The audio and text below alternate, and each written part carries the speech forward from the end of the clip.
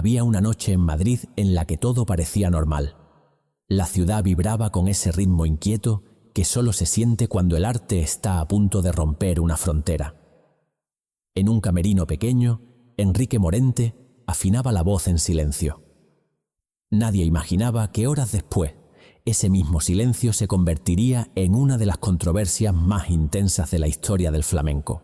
Aquella actuación que en principio debía ser un homenaje, terminó siendo el inicio de un conflicto que marcaría su vida, su obra y su relación con un mundo que nunca estuvo preparado para un artista dispuesto a desafiarlo todo. Durante años se habló en voz baja sobre la misma pregunta: ¿qué ocurrió en realidad aquella noche?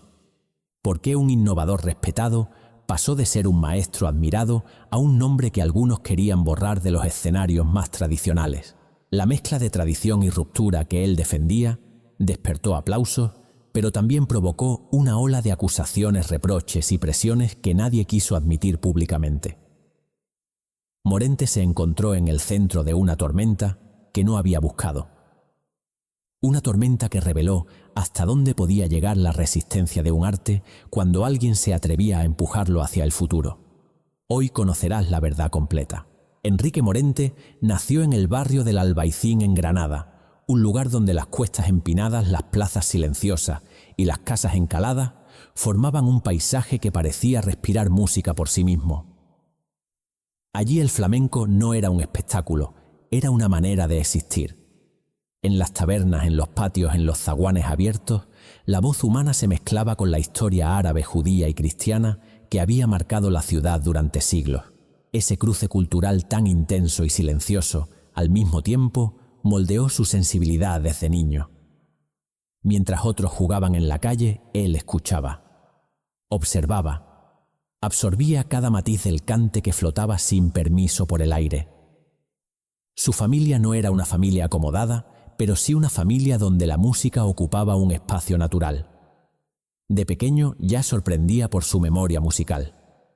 Reconocía palos, tonos e inflexiones que muchos adultos no podían distinguir.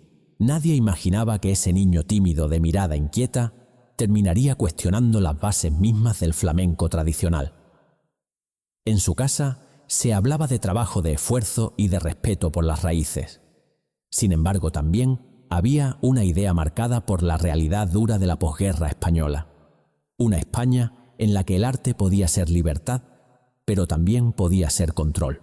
Donde una canción podía abrir puertas, pero también levantarlas de golpe, para cerrarlas ante quien la cantara de manera distinta. Granada era en aquellos años un refugio cultural que sobrevivía bajo la vigilancia de un régimen que desconfiaba de cualquier expresión artística que pudiera sonar demasiado libre. El flamenco oficializado por el franquismo buscaba una imagen dócil, folclórica y fácilmente exportable. El flamenco que Enrique mamó desde pequeño, sin embargo, era otra cosa. Era desgarrador, íntimo, imperfecto y profundamente humano. Ese contraste entre lo que se promovía y lo que él escuchaba de manera clandestina en reuniones familiares o en fiestas barriales dejó una huella imborrable. Un episodio aparentemente insignificante terminó marcando su destino. Durante una reunión familiar, un cantaor veterano interpretó una seguirilla con tal crudeza que el niño quedó paralizado. No entendió cada palabra, pero comprendió que aquello no era un simple canto, era una confesión, una herida abierta. Años después, contaría que ese momento fue el primero en el que sintió que el flamenco era algo más que música. Era una verdad interior que pedía ser contada incluso aunque incomodara a quien la escuchara. Su adolescencia coincidió con un país que empezaba a respirar cambios muy lentamente. Aún así, el ambiente seguía marcado por la prudencia. Los artistas que querían experimentar sabían que lo mejor era hacerlo en silencio. Morente, sin embargo, no tardó en tomar una decisión que lo separaría del camino fácil. Comenzó a estudiar no solo el flamenco, sino la poesía, la historia, las músicas del Mediterráneo, la liturgia religiosa y la cultura popular andaluza. Cada descubrimiento expandía su horizonte y con ello su necesidad de crear algo nuevo. No buscaba provocar, buscaba comprender. Pero esa búsqueda interior, esa curiosidad constante, sería vista por muchos como una amenaza al equilibrio de un arte que se quería rígido. En esos primeros años, antes de subir a los grandes escenarios, ya se intuía en él una inquietud singular. Tenía el respeto de los viejos por su conocimiento profundo de los cantes más antiguos. Tenía el interés de los jóvenes por su forma de preguntar, de dudar, de escuchar sin miedo. Y tenía algo que no se podía enseñar, una convicción silenciosa de que el flamenco podía dialogar con el mundo sin perder su esencia, que podía mirar hacia adelante sin renunciar al pasado. Ese pensamiento tan simple y tan revolucionario sería el germen del conflicto que marcaría su carrera. Su origen humilde, su entorno multicultural y la tensión entre tradición y control político definieron al joven que más tarde se convertiría en una de las voces más valientes del flamenco contemporáneo. Nada de lo que vendría después puede entenderse sin esta mezcla de barrio, historia y destino. Cuando Enrique Morente llegó a Madrid por primera vez, la ciudad era un hervidero de artistas que buscaban un lugar para decir algo distinto. Aún así, el flamenco seguía dominado por estructuras rígidas. Los puristas custodiaban cada compás con un celo casi religioso y miraban con recelo a cualquier joven que no perteneciera a una dinastía reconocida. Morente sabía esto. Sabía que su presencia, su acento granadino y su obsesión por estudiar cada raíz del cante podían ser vistos como insolencia. Pero también sabía que la única forma de crecer era enfrentarse a ese mundo sin miedo. Su debut en pequeños tablaos fue recibido con sorpresa. No era el típico joven que imitaba a los maestros. Tampoco era un rebelde sin rumbo. Tenía una forma de cantar que parecía respetar cada tradición mientras la empujaba suavemente hacia un lugar nuevo. Los viejos lo escuchaban en silencio. Algunos lo aprobaban. Otros simplemente no sabían qué hacer con él. Había en su voz un temblor antiguo, pero también una claridad moderna. Una mezcla que el público no tardó en detectar. Su primer gran impulso llegó cuando fue invitado a participar en reuniones privadas con figuras importantes del flamenco. Allí, en espacios donde la exigencia era absoluta, demostró que no solo conocía los cantes más difíciles, sino que podía abordarlos con una profundidad sorprendente para su edad. Esa reputación creció sin prisa y sin pausa hasta que llegó el momento inevitable. Un productor reconoció en él algo que no era común. Tremendo respeto por el pasado, un olfato innato para el futuro y un magnetismo natural que podía llenar cualquier sala. Su primer álbum lo situó de inmediato en el mapa del flamenco español. La crítica destacó su técnica y su sensibilidad. Los aficionados vieron en él una promesa. Y los puristas, aunque todavía cautelosos, no pudieron negar la calidad de su cante.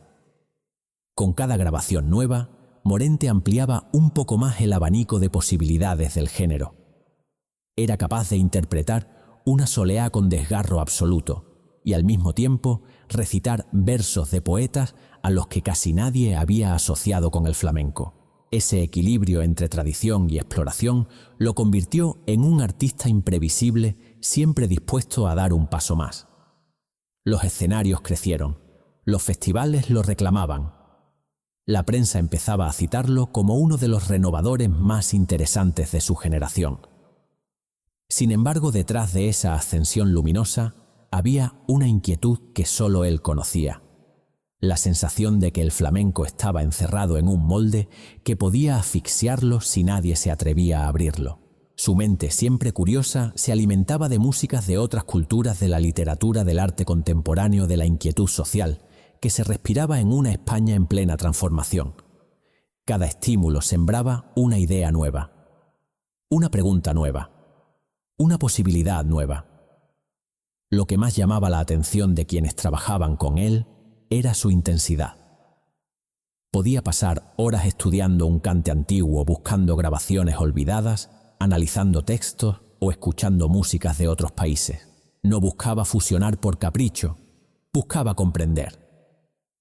Ese método tan profundo lo llevó a tejer relaciones con artistas ajenos al flamenco. Conversaciones que parecían inocentes, pero que con el tiempo se transformarían en colaboraciones inesperadas. Cuando comenzó a experimentar abiertamente algunos, lo aclamaron como un visionario. Otros empezaron a incomodarse. La idea de mezclar flamenco con poesía moderna, con sonidos contemporáneos o con estructuras musicales ajenas, era algo que no todos estaban dispuestos a aceptar. Pero para Morente, aquello no era transgresión, era evolución natural, su evolución. Y cada paso hacia adelante encendía más la chispa del entusiasmo. También encendía, sin que él lo supiera todavía, la chispa del conflicto. Porque mientras el público celebraba su audacia, una parte del mundo flamenco tradicional empezaba a murmurar, empezaba a cuestionar. Empezaba a temer que aquel joven granadino pudiera mover pilares que nadie había osado tocar en décadas. Lo que parecía gloria eterna pronto se convertiría en su mayor pesadilla. El punto de quiebre no llegó de un día para otro. Fue el resultado de años de sospechas, de silencios tensos y de miradas incómodas en los festivales donde Enrique Morente ya no parecía encajar del todo. Su ascenso había sido brillante, pero también había sembrado dudas en un sector que veía en cada innovación una amenaza directa a la esencia del flamenco. Lo que detonó el conflicto fue un proyecto que para él representaba un acto de amor. Para otros, una provocación imperdonable. Cuando anunció su intención de reinterpretar textos poéticos y combinarlos con estructuras musicales ajenas al flamenco más ortodoxo, la reacción fue inmediata. Algunos titulares celebraban su valentía, otros mucho más duros lo acusaban de romper lo que no debía tocarse. Las peñas flamencas más conservadoras comenzaron a cuestionar su legitimidad, y lo que al principio era un debate artístico, pronto se volvió una batalla ideológica. Morente se convirtió sin quererlo en el símbolo de una lucha entre tradición inmóvil y modernidad inevitable. El verdadero estallido llegó con una obra que pocos estaban preparados para escuchar. Su decisión de crear un trabajo que uniera flamenco y experimentación contemporánea provocó un terremoto dentro del propio ecosistema del cante jondo. Hubo puristas que denunciaron públicamente su propuesta. Hubo críticos que lo acusaron de traicionar las raíces. Hubo festivales que dudaron en programarlo. Y hubo quienes se atrevieron a sugerir que su nombre debía ser apartado de ciertos escenarios, porque su visión ya no representaba el flamenco que ellos querían preservar. Para Morente, aquel rechazo tuvo un peso que no esperaba. Siempre había creído que el diálogo con otros lenguajes artísticos era una forma de enriquecer el flamenco. Nunca imaginó que esa apertura sería entendida como una agresión. Sin embargo, lo más doloroso no fue la crítica pública, fue el silencio de algunos colegas. Aquellos que habían compartido con él noches de cante y complicidad, ahora observaban desde la distancia. No querían ser asociados con una polémica que crecía cada día. A medida que el escándalo avanzaba, se dibujaron dos bandos claros. Por un lado, quienes veían en él un renovador indispensable. Por otro, quienes aseguraban que su obra estaba destruyendo siglos de tradición. Ese enfrentamiento llegó a tal punto que algunos sectores lo presionaron para que abandonara ciertos experimentos y volviera a cantar como antes. Una exigencia imposible para un artista impulsado por la búsqueda constante. Esa presión, en lugar de frenarlo, lo llevó a profundizar más en las líneas de trabajo que tanto incomodaban. La censura encubierta no tardó en aparecer. No era censura oficial, era una red de vetos silenciosos, programaciones que se caían a última hora, entrevistas que desaparecían, artículos que suavizaban su nombre o directamente lo omitían. Para un artista acostumbrado al respeto de sus pares, ese tipo de rechazo se convirtió en una herida profunda. Y aún así, siguió adelante. Hubo un episodio que marcó un antes y un después. Una actuación en la que presentó su propuesta más arriesgada terminó con reacciones divididas. El público joven lo aplaudió de pie. Algunos veteranos abandonaron la sala en señal de protesta. Esa noche, que debía ser un triunfo, se transformó en una declaración de guerra. Las críticas más duras llegaron al día siguiente. Lo calificaron de irreverente, de destructivo, de enemigo de la pureza del cante. Aquellas palabras circularon con rapidez y se instalaron en la conversación pública como si fueran una sentencia. Morente intentó responder con serenidad.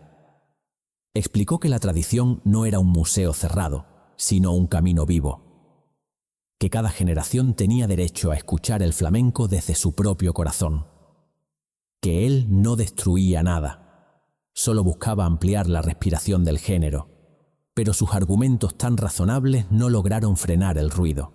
La polémica ya había cruzado una línea de la que era difícil regresar. En medio de esa tormenta vivió un conflicto personal que pocos conocieron. La sensación de estar siendo juzgado no por lo que hacía, sino por lo que representaba. La carga emocional de defender una visión en un mundo donde cada paso era observado con lupa. La duda silenciosa que a veces lo invadía en las madrugadas antes de un concierto. ¿Podría alguien sobrevivir a semejante golpe? Pese a todo, continuó creando. No abandonó su voz, ni su curiosidad, ni su deseo de tender puentes entre mundos distintos. Su arte, en lugar de encogerse ante la presión, creció. Esa resistencia casi heroica alimentó su leyenda. Aunque en el momento para él solo era una lucha diaria por ser fiel a sí mismo. La crisis no terminó de un día para otro, pero dejó claro que nada volvería a ser igual.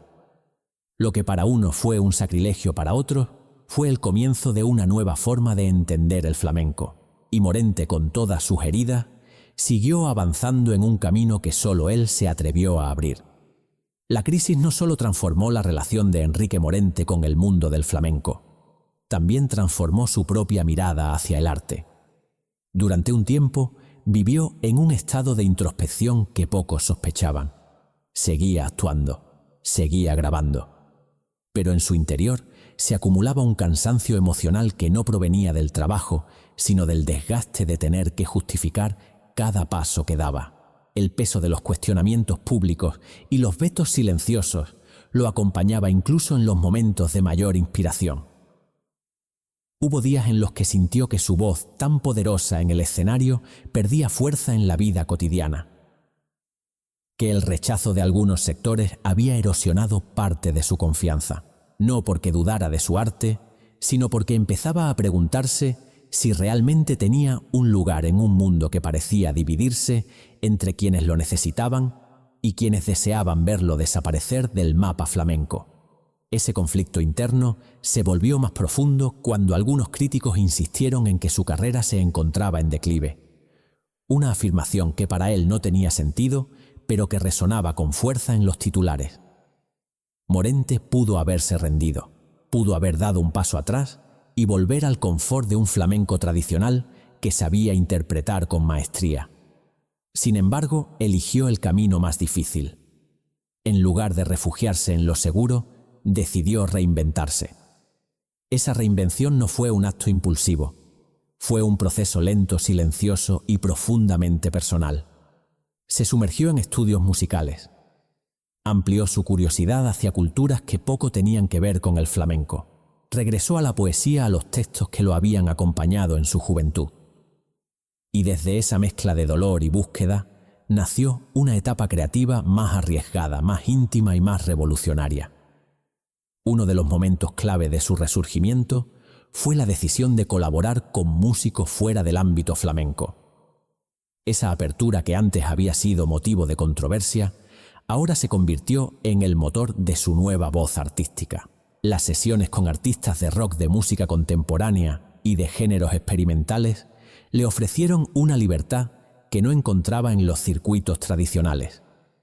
Allí, lejos de las peñas rígidas, descubrió que su cante podía respirar de otra manera. Podía expandirse sin límites. Cada proyecto nuevo era una declaración de resistencia. Una forma de decir que no sería definido por los límites impuestos, sino por su propio impulso creativo. Aunque el peso del pasado seguía presente, ya no lo paralizaba, lo empujaba. Lo volvía más consciente de lo que estaba en juego. No se trataba solo de su carrera. Se trataba de abrir un camino que permitiría a otros artistas explorar sin miedo. Esa reinvención culminó en obras que con el tiempo serían vistas como fundamentales en la historia del flamenco contemporáneo. Al principio, algunos seguían resistiéndose, pero la fuerza emocional de sus interpretaciones, la profundidad de su búsqueda y la honestidad con la que se entregaba al escenario terminaron desarmando incluso a quienes lo habían criticado con dureza. Su caída, lejos de destruirlo, lo transformó en un artista más completo, más libre, más consciente de su lugar en la historia. No recuperó todo lo perdido. Algunas heridas quedaron abiertas, pero su espíritu creativo salió fortalecido y su legado comenzó a crecer incluso antes de que su vida llegara a su etapa final. Su reinvención no fue una simple recuperación.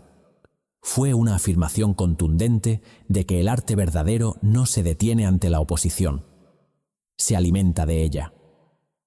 El legado de Enrique Morente no nació al final de su carrera, nació en cada paso que dio contra la corriente.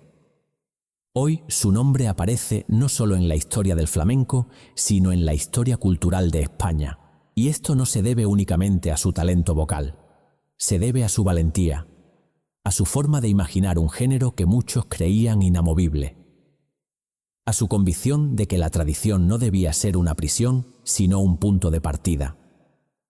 Quienes lo conocieron de cerca aseguran que su grandeza no estaba en la voz, estaba en la mirada, en esa forma de escuchar antes de cantar, de estudiar antes de opinar, de respetar profundamente el flamenco mientras se atrevía a preguntarse qué más podía ser.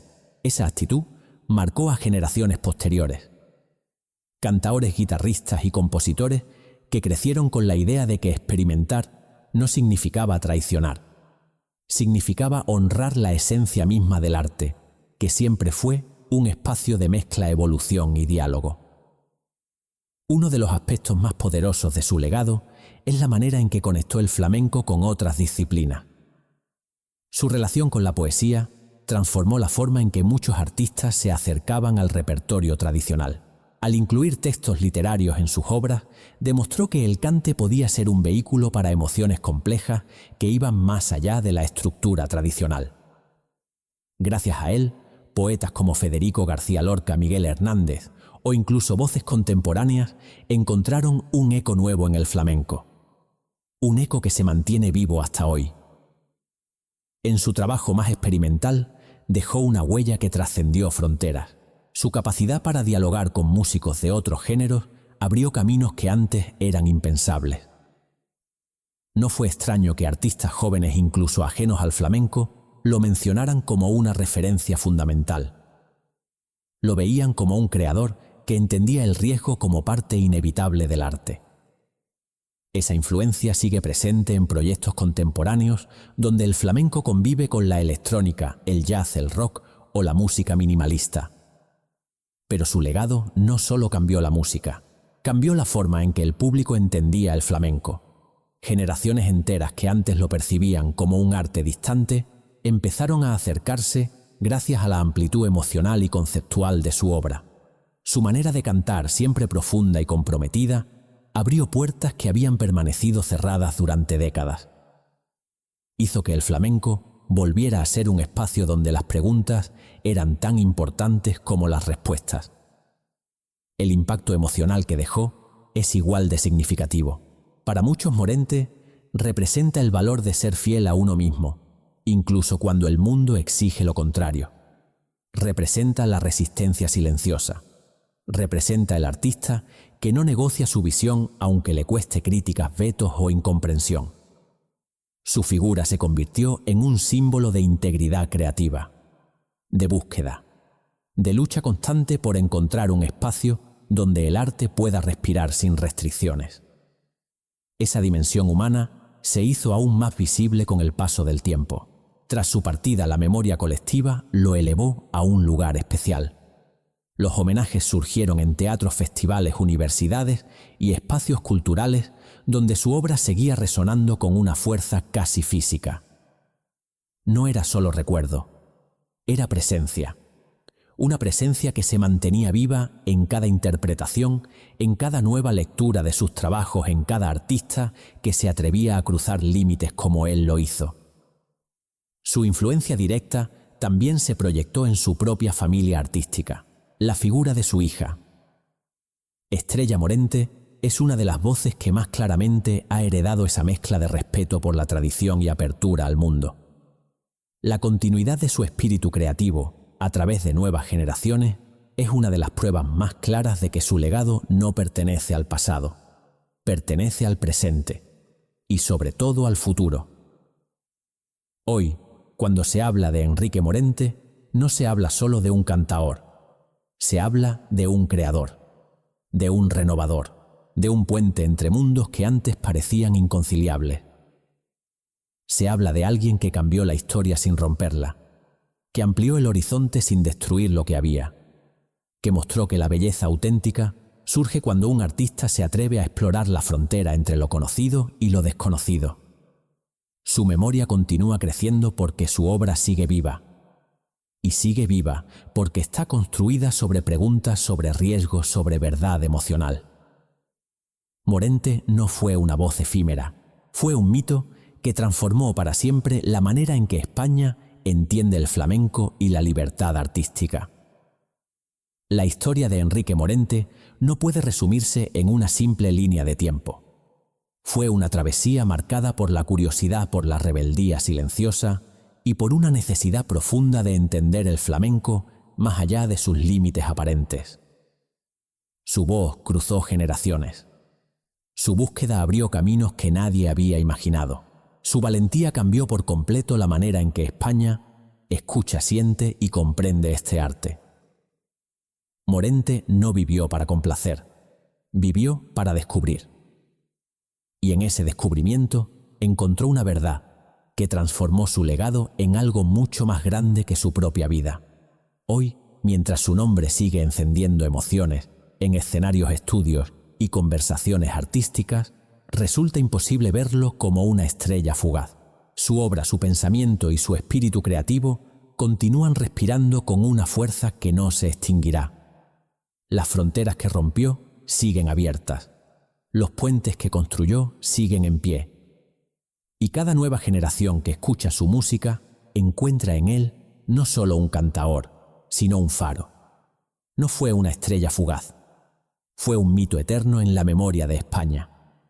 Si quieres descubrir otra historia igual de sorprendente, mira ahora el siguiente video que he dejado en el primer comentario.